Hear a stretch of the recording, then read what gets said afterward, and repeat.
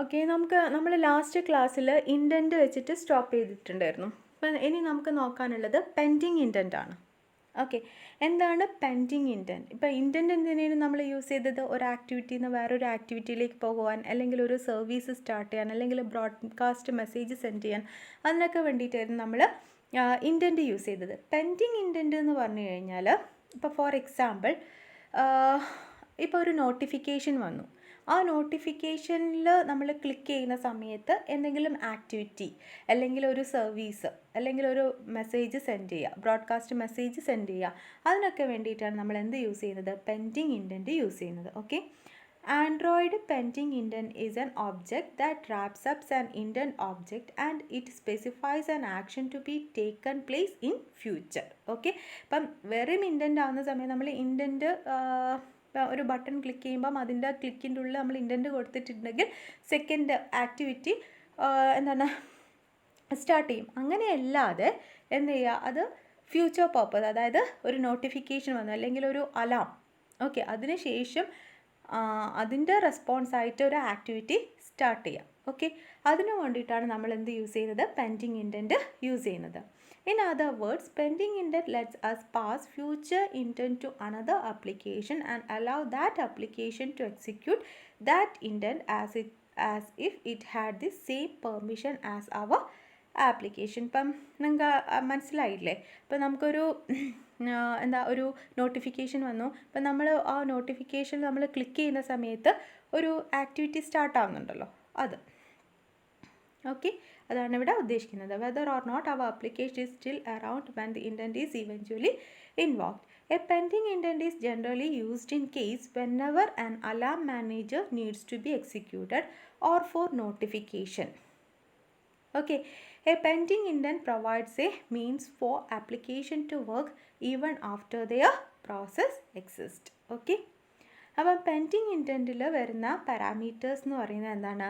The context in which this pending intent should start the activity. അപ്പോൾ ഏത് കോണ്ടെക്സ്റ്റിലാണ്? ഇപ്പോൾ നമ്മളുടെ കേസിൽ എന്താണ്? നമ്മളുടെ ആപ്ലിക്കേഷൻ കോണ്ടെക്സ്റ്റിലാണ് വർക്ക് ചെയ്യേണ്ടത്. ഓക്കെ, ദെൻ റിക്വസ്റ്റ് കോഡ് എന്ന് പറഞ്ഞു കഴിഞ്ഞാൽ ഒരു private request for the sender. Okay, then മൂന്നാമത്തത് intent of the activity to be launched. Okay, അതായത് സെക്കൻഡ് ആക്ടിവിറ്റി, ഏത് ആക്ടിവിറ്റിയാണ് ലോഞ്ച് ചെയ്യേണ്ടത് അതാണ് ഇൻറ്റൻറ്റിൽ കൊടുക്കേണ്ടത്. ഓക്കെ, ദെൻ വേറെ പാരാമീറ്റർ എന്ന് പറഞ്ഞാൽ ഫ്ലാഗ്സ് ആണ്. ഫ്ലാഗ്സ് എന്ന് പറഞ്ഞു കഴിഞ്ഞാൽ ഫ്ലാഗ് വൺ ഷോട്ട് എന്ന് പറയുന്ന സമയത്ത് ഒരു പ്രാവശ്യം മാത്രം ആ ഒരു നോട്ടിഫിക്കേഷനൊക്കെ നമ്മൾ സെൻഡ് ചെയ്ത് കഴിഞ്ഞാൽ ഒറ്റ മാത്രം ആ ഒരു മെസ്സേജ് നമുക്ക് സെൻഡ് ചെയ്യാതാണ്. Flag indicate that this pending intent can be used only once. If set after send is called on it, it will be automatically cancelled for you and any future attempt to send through it will fail. Okay, അതാണ് ഒറ്റ പ്രാവശ്യം മാത്രം send ചെയ്താൽ മതി, പിന്നെ ഒരിക്കലും അത് send ആവണ്ട. ഓക്കെ, അപ്പോഴാണ് നമ്മൾ ഫ്ലാഗ് വൺ ഷോട്ട് സെറ്റ് ചെയ്യുന്നത്. ഫ്ലാഗ് അപ്ഡേറ്റ് കറണ്ട് എന്ന് പറഞ്ഞു കഴിഞ്ഞാൽ എന്താണ്? This one state that if previous pending already exist, ഒരു പെൻഡിങ് ഇൻറ്റൻറ്റ് ഓൾറെഡി എക്സിസ്റ്റ് ചെയ്യുന്നുണ്ട്, then the current one will update if the latest intent. Okay, അപ്പം then the current one will update it with the latest intent. Okay, അതായത് already അവിടെ exist ചെയ്യുന്നുണ്ടെങ്കിൽ എന്താണ്? അത് latest intent ആയിട്ട് അതായത് update ചെയ്യും. അങ്ങനെ കുറേ ഫ്ലാഗ്സ് ഉണ്ട്. ഓക്കെ, അപ്പം ഞാനിവിടെ പെൻഡിങ് ഇൻറ്റൻറ്റ് യൂസ് ചെയ്യുന്നത് എന്താണ്? നോട്ടിഫിക്കേഷൻ്റെ കൂടിയാണ്. Okay, pending intent depends the activity that you are starting from notification. In this example at the time of clicking notification result activity is started. Okay, അപ്പം എന്താണ്? നമ്മളൊരു നോട്ടിഫിക്കേഷൻ്റെ മേലെ ക്ലിക്ക് ചെയ്യുന്ന സമയത്ത് എന്താണ്? റിസൾട്ട് ആക്ടിവിറ്റി സ്റ്റാർട്ട് ചെയ്യും. അങ്ങനെയാണ് ഇവിടെ പെൻഡിങ് ഇൻറ്റൻറ്റ് ഞാൻ എക്സാമ്പിളിൽ യൂസ് ചെയ്തിരിക്കുന്നത്. Okay, then public static pending intent get activity. Okay, get activity എന്ന് പറഞ്ഞ മെത്തേഡാണ് യൂസ് ചെയ്യുന്നത്.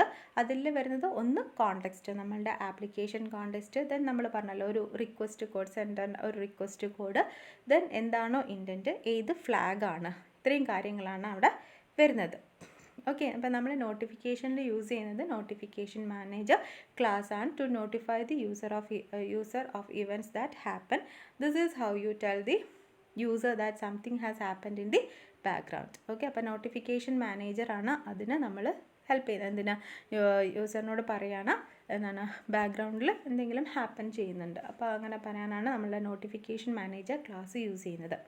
ഓക്കെ, പെൻഡിങ് ഇൻഡൻറ്റ് എന്താണ്, ഗെറ്റ് ആക്ടിവിറ്റി എന്തിനാണ്, retrieve a pending intent to start an activity.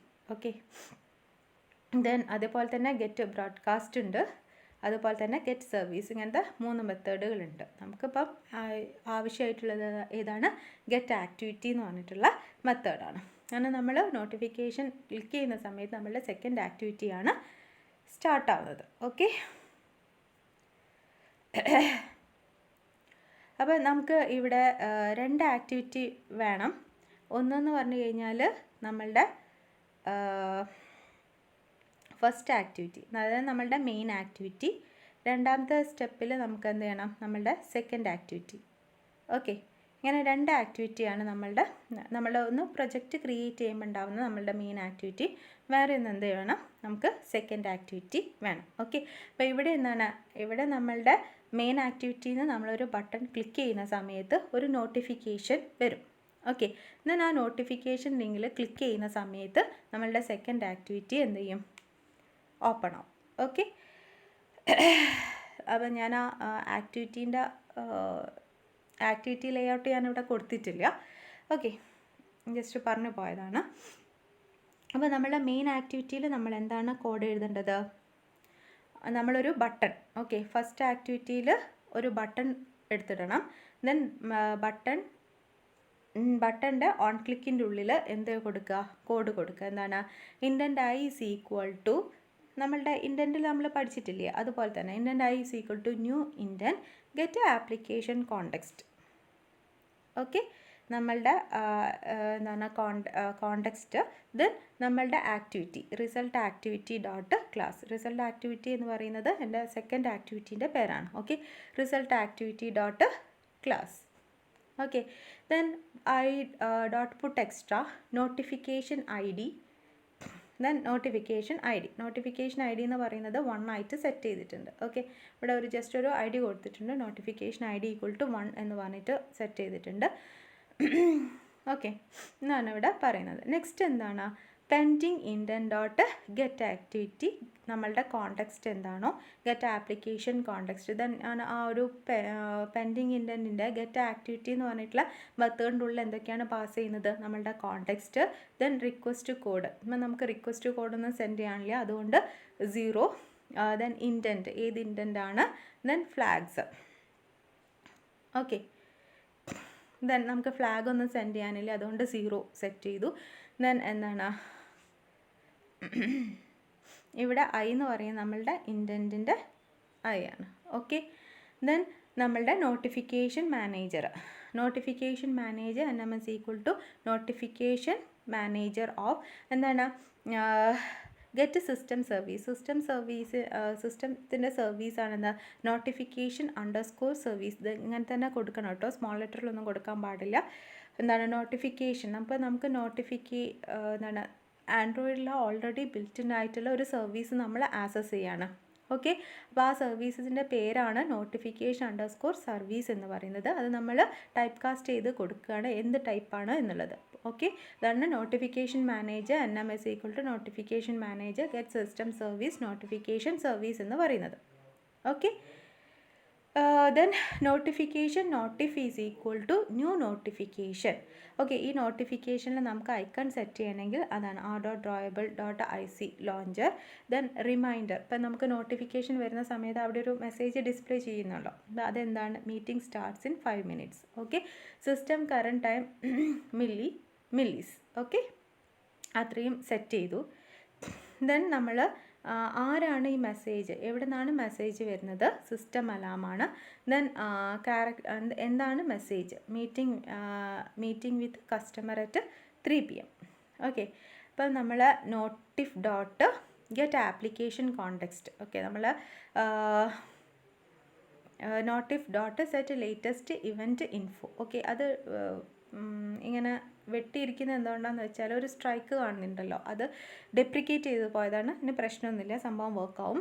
Okay, set latest event info, then അതിൽ നമ്മളുടെ context, then from എവിടെ നിന്നാണ് വരുന്നത്, എന്താണ് മെസ്സേജ്.